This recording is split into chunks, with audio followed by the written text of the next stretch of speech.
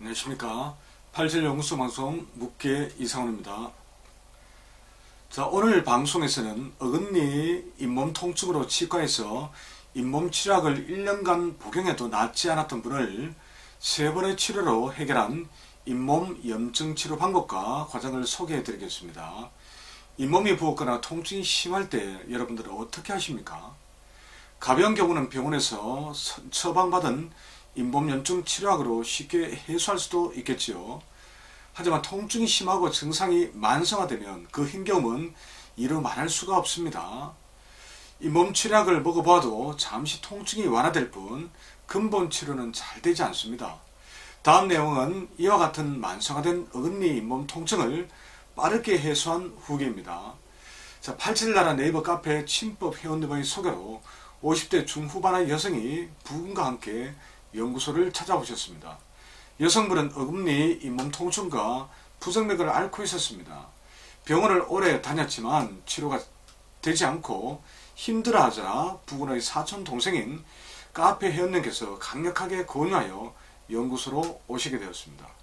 이분은 양쪽 어금니 잇몸 염증으로 1년 동안이나 고생하셨다고 합니다. 좌우 잇몸 모두에 염증이 있어 음식을 씹을 때 심한 통증이 느껴진다고 했습니다. 맥을 잡아보니 금방이라도 꺼져버릴 듯이 아주 가늘고 약했습니다. 잇몸 통증의 부정맥까지 확인되었습니다. 개인 병원에서 몇 번 잇몸 치료를 받았지만 변화가 없어 큰 병원에서 다시 한동안 염증 치료를 받았다고 했습니다. 하지만 역시 어금니 잇몸 통증이 해소되지 않았습니다. 한약 역시 별 도움이 되지 않았다고 합니다. 그러다가 소개를 받고 연구소에 오시게 된 것입니다. 그럼 구체적인 잇몸 치료 방법과 과정을 알아보도록 하겠습니다. 어금니 잇몸 염증을 치료하기 위해서는 잇몸과 관련된 대장, 위장, 신장의 열을 빼주어야 합니다. 왜냐하면 대장과 위장 경락이 잇몸 통증 부위를 거쳐가기 때문입니다. 그리고 치아와 잇몸은 신장의 영역이기도 합니다. 그래서 이들 경락에 어떤 이유로 어떤 생긴 화와 열이 잇몸을 자극해 염증이 발생한 것입니다. 그런데 이번은 맥이 너무 약했습니다. 그래서 잇몸 염증 치료를 위해 새 경락의 열을 빼게 되면 맥이 더욱 약해지고 몸도 냉해질 수 있습니다. 그렇게 되면 안 그래도 약한 심장 박동력이 더 떨어져 자칫 위험한 상황에 빠질 수도 있습니다. 그러므로 다른 분들보다 잇몸 치료가 더 조심스럽고 어려웠습니다. 그래서 스위침혈을 활용해 잇몸 치료 방법을 적용하면서도 몸이 냉해지지 않도록 보완적인 치료법을 함께 사용하기로 했습니다. 그리고 더 빠른 치료를 위해 머리의 잇몸 통증을 해소하는 자리를 5분 정도 강하게 마사지했습니다. 스위침혈에 침을 놓을 때마다 맥의 변화를 살핀 후에 몸에 있는 경혈 통증을 확인했습니다. 그럴 때마다 매우 신기하시더군요. 침을 놓기 전에 누르면 강한 통증이 느껴졌는데 스위침혈에 침을 하나씩 놓을 때마다 다시 확인해보면 통증이 바로 사라졌기 때문입니다.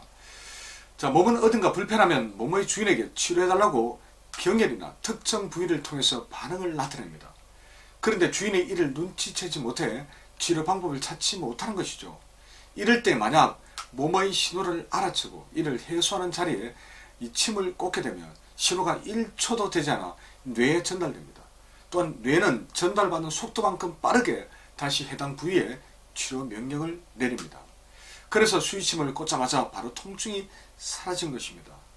자, 이번엔 지금까지 잇몸 치료 상담을 위해 연구소에 5번을 찾아보셨습니다. 그때마다 섭생 등에 관해 추가적인 상담을 진행했습니다. 그리고 환자분의 요청으로 맥의 상태를 매번 확인하면서 스위침 혈자리에 침을 놓아드렸습니다.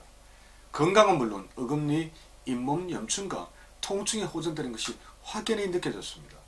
3회쯤 잇몸 치료 과정을 진행했을 때 1년간 지속된 고질병이었던 염증으로 인한 통증이 현저히 줄어들었습니다. 그리고 4번째 오셨을 때는 거의 느껴지지 않는다고 했습니다. 반응이 매우 약했던 맥박 역시 되살아났고 부정맥 증상도 사라졌습니다. 자, 이번 잇몸 치료 결과는 무엇보다 저와 그분 사이에 형성된 래포가 큰 도움이 되었습니다. 처음부터 저를 믿어주셨고 알려드린 방법을 믿음을 갖고 실천해 주셨습니다. 전적으로 신뢰를 한다고 하시더군요. 이런 믿음이 바탕이 되었기에 현대의학과 한의학적 방법으로 모두 치료가 어렵던 만성 잇몸 염증으로 인한 통증과 심장 부정맥을 빠르게 치료할 수 있었던 것이 아닐까 합니다.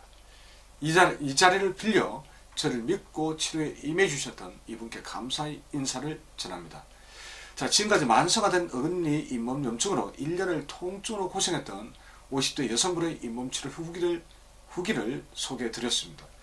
잇몸이 아플 때 치과 치료약으로 잘 듣지 않는다면 본인에게 가장 알맞은 새로운 치료법을 찾아보시기 바랍니다. 어떤 힘든 병이라도 인연이 되고 또 찾고자 하는 노력이 보태진다면 분명 해소할 수 있는 방법이 있기 마련입니다. 앞으로도 만성적인 질환을 앓고 있는 분들에게 희망이 될 수 있도록 각종 치료 방법과 후기를 모아 소개를 해드리도록 하겠습니다. 고맙습니다. 다음 시간에 다시 뵙겠습니다.